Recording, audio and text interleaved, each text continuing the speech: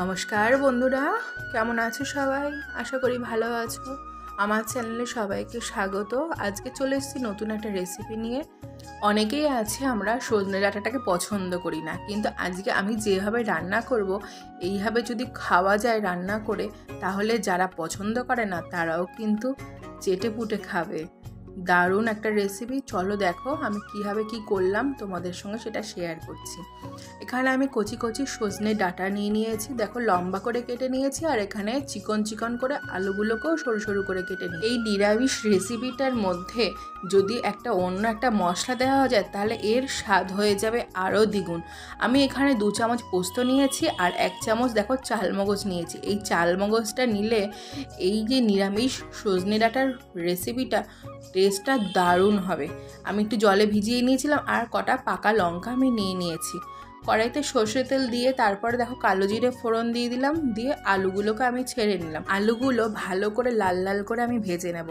দেখো মশলাটা আমি বেটে নিয়েছি, ভালো করে মিহি করে পেস্ট করে নিতে হবে। তারপরে দিয়ে দিলাম এই আলুগুলোর মধ্যেই একটা টমেটো, কারণ একটু টমেটো দিলেও বেশ ভালোই লাগে খেতে, মন্দ লাগে না কিন্তু বন্ধুরা। দিয়ে তারপরে একটু লবণ দিলাম, আমি আমার পরিমাণ মতো লবণ দিয়েছি।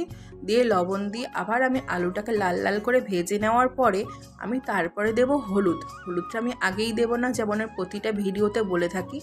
তারপরে হলুদ দিয়ে ভাজা ভাজা হয়ে যাওয়ার পরে আমি দেব সজনে ডাঁটাগুলো। যেহেতু কচি সজনে ডাঁটা, ওই জন্য আগেই দিলেই ডাঁটাগুলো পুরো ভেঙে ভেঙে যাবে, তখন আর খেতে ভালো লাগবে না।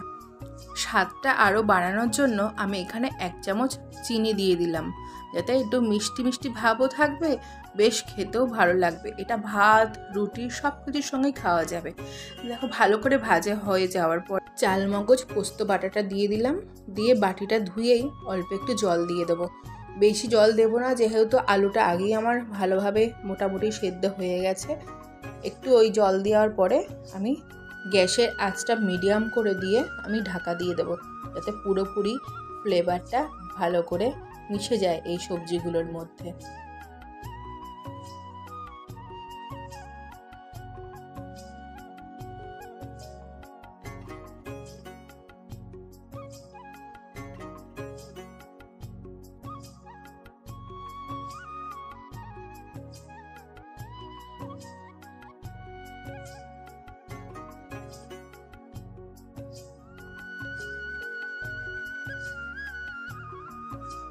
মাখা মাখা হয়ে আসলে নামানোর আগে একটু দিয়ে দেবো সর্ষের তেল, কারণ পোস্ততে একটু সর্ষের তেল দিলে নামানোর আগে ভীষণ দারুণ লাগে খেতে।